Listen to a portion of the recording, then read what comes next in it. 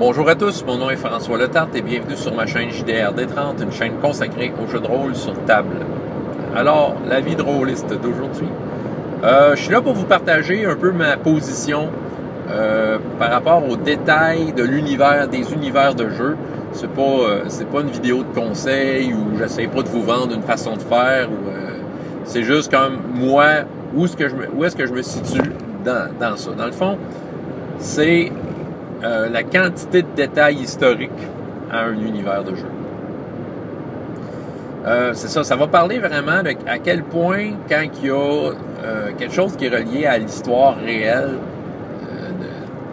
de notre histoire de l'humanité, à quel point je l'inclus ou pas, tu sais, dans les jeux de rôle. Okay, pour commencer, là, je veux dire, depuis le début que je fais du jeu de rôle, dire, dès le moment que je suis embarqué dans cet univers de jeu de rôle-là, je me suis intéressé à l'histoire. J'avais déjà un petit intérêt, mais on dirait que ça l'a vraiment stimulé. OK? Soudainement, avec Donjons et Dragons, je me souviens, j'avais 13 ans, j'allais à la bibliothèque de mon école secondaire, puis je cherchais des livres sur l'Europe médiévale, comment ça se passait au Moyen-Âge. Puis c'est sûr qu'à parallèlement à ça, j'essayais de trouver des œuvres comme plus fantastiques, tu sais, j'ai lu sur les Chevaliers de la Table Ronde, je me suis intéressé au Seigneur des Anneaux, tu sais, c'est sûr, je suis allé chercher aussi des trucs fantastiques, imaginaires. Mais parallèlement à ça, j'allais vers des livres plus techniques sur l'histoire de l'Europe. J'aime aussi lire des livres sur les folklores et les mythes. Tu sais, c'était quoi les croyances des gens? Parce c'est comme évident que beaucoup de ces mythes et légendes-là s'avèrent être vrais dans le jeu de rôle. OK? Donc, ça m'intéressait à ça, tu sais. C'est sûr que le jeu de rôle, c'est un univers fantastique, ça se peut pas, tu sais, on peut faire n'importe quoi. On peut mettre des vaisseaux spatials dans Donjons et Dragons, il n'y en a pas de problème, tu sais. C'est-à-dire, on joue à Star Wars, on veut mettre des Klingons. Là, c'est pas de la vraie histoire, mais tu sais, on comprend l'idée, là, ça me tente de mettre des Klingons dans notre game de Star Wars. C'est votre game, hein, tu sais. Autrement dit, on peut mélanger des affaires tant qu'on veut. C'est ça, le jeu de rôle, ça le permet. Sauf qu'en même temps, moi, en tout cas, ça avait un effet très positif, c'est sûr. Ça m'amenait dans les bibliothèques, ça m'amenait à chercher. Point de vue personnel, ça me faisait grandir, puis j'ai appris plein de choses, là. J'ai appris plein de choses sur l'histoire, j'ai appris plein de choses sur les modes de vie de ces gens-là. Puis en même temps, ça me permettait de vraiment raviver mon immersion. Je pense que j'ai fait une vidéo qui s'appelait de même. Dans le fond, ça me permettait de vraiment... C'est ça l'entretenait mon immersion, mais vraiment, vraiment beaucoup. Ouais, j'arrivais au party, puis ma tête était remplie d'images, puis de sensations par rapport à ce que j'avais découvert. Même si ces choses-là, on les utilisait pas en jeu, c'était juste le fait de dire que mon personnage vit dans un monde où il y a ces affaires-là, tu sais, à propos de ce que j'ai lu, là. J'amenais ça autour de la table, j'avais l'impression d'être un meilleur joueur, j'avais l'impression d'être plus prête. C'était ça mon idée. Puis c'est encore ça aujourd'hui. T'sais, aussitôt que je tombe dans un univers qui a des liens avec des événements réels de l'histoire de l'humanité, je vais m'intéresser à ça, je vais aller chercher ça. Pour moi, c'est ma façon de m'amener dans cet univers-là.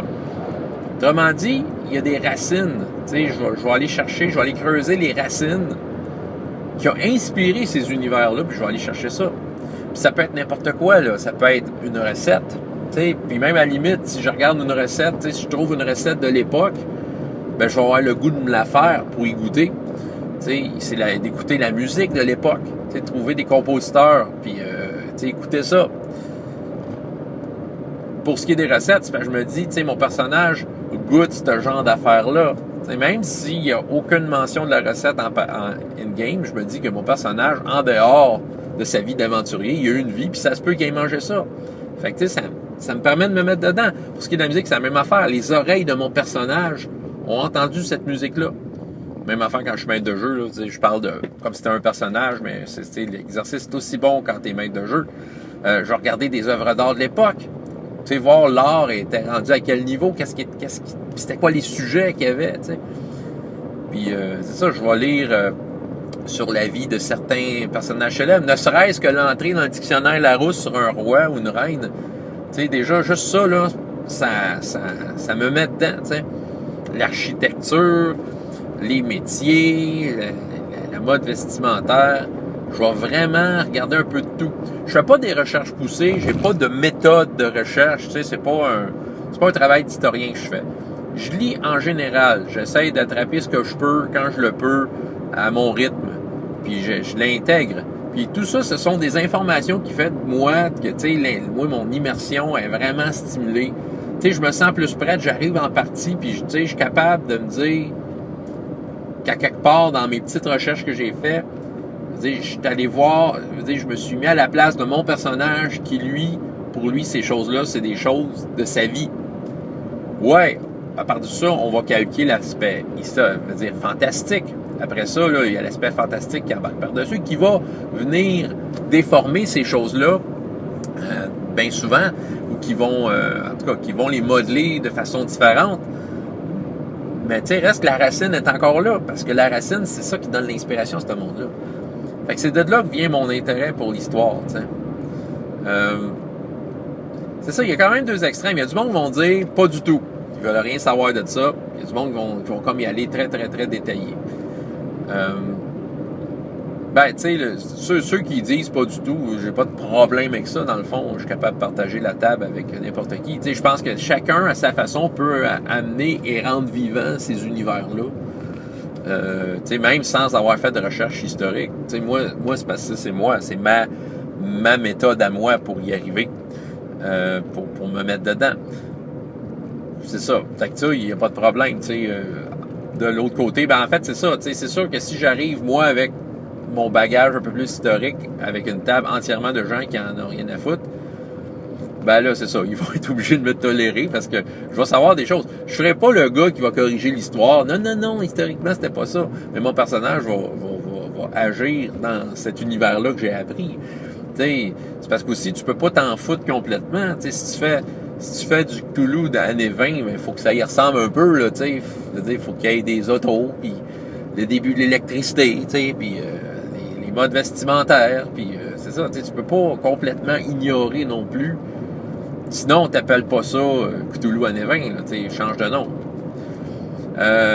Pour ce qui est de l'autre extrême, totalement historique, ben c'est sûr que là, ça peut devenir un carcan. Il faut quand même bien doser. Dans mon cas, c'est juste un outil pour l'immersion. Après ça, je laisse ça aller une fois que je suis en partie, parce que tout peut arriver. Mais tu sais, si on va trop dans le détail historique, là, c'est sûr que ça peut devenir un carcan. Puis ça peut être plus difficile de faire des parties intéressantes là-dedans. C'est pas impossible. Ça demande peut-être plus de travail. Si on est capable de le mettre, ce travail-là, tant mieux.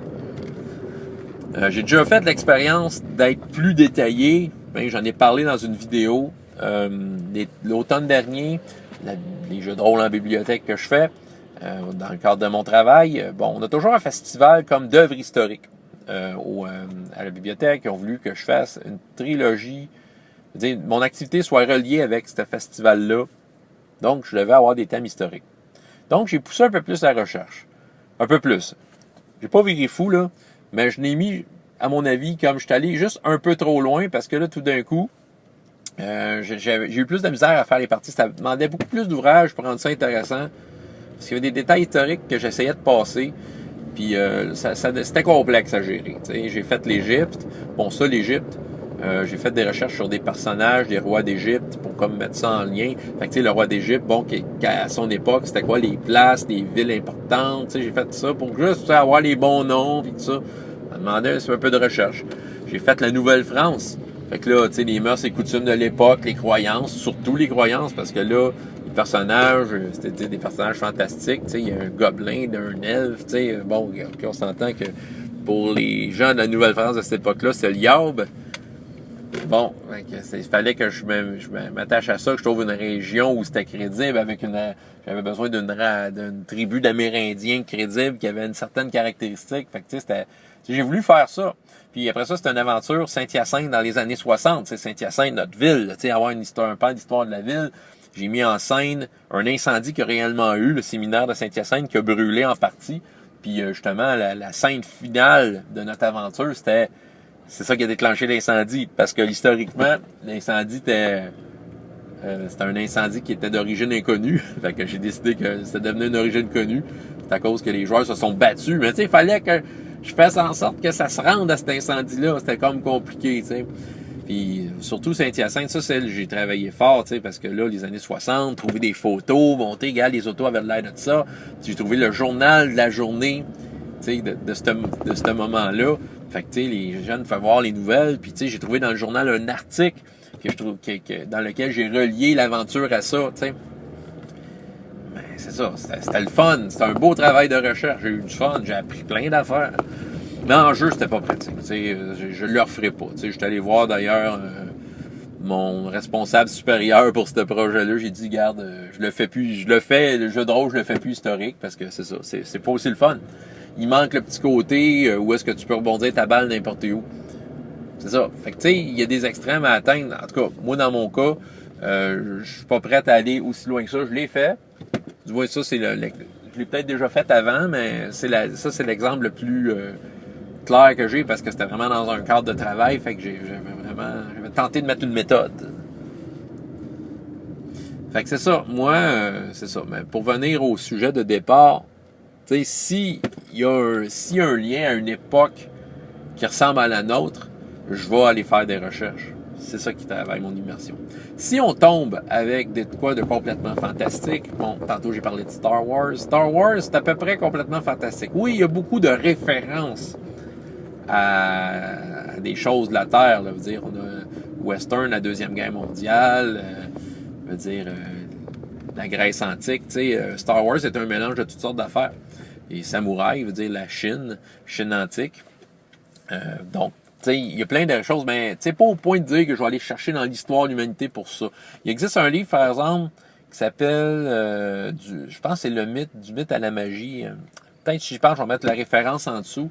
C'est un livre que tu sais, ça parle d'où est-ce que George Lucas a trouvé ses inspirations. Ça, j'ai trouvé ça très instructif.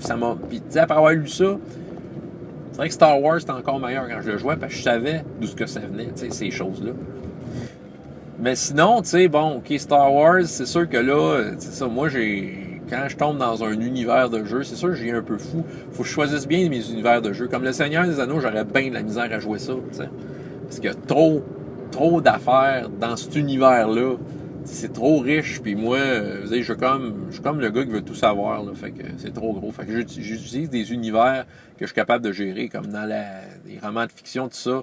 Elric Stormbringer, c'est parfait pour moi parce que, tu sais, on a plus comme une idée, la sensation de qu'est-ce qui se passe dans ce monde-là, mais on n'a pas des détails, tu sais, c'est pas aussi creux que le Seigneur des Anneaux, c'est loin de là. Puis Star Wars, ben, tu sais, ça c'est le fun parce que, tu sais, ça permet beaucoup de choses, mais il y a quand même tu sais, comme un lore, je veux dire, quand même de choses établies là-dedans. Là. Fait que là, c'est sûr que moi, je vais comme faire des recherches, puis je vais essayer de voir ce qui a été écrit là-dessus. Puis je vais surtout vérifier les sources, parce qu'il y a des sources canon, puis il y a des sources qui sont pas canoniques, OK?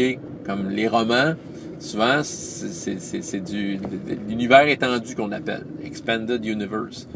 Qui est très intéressant, c'est parce que ce qui est décevant de l'Expanded Universe, c'est souvent, ça va être comme démantelé par un film qui sort, tu sais.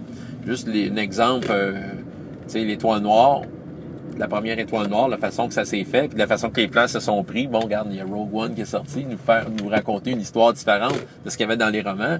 Puis, tu sais, épisode 2, on voit une sorte d'extraterrestre c'est eux autres qui auraient fait la station, mais avant épisode 2, il y avait une version dans les romans, tu sais, qui était différente. Vous comprenez? Tu sais, il y avait comme des histoires différentes.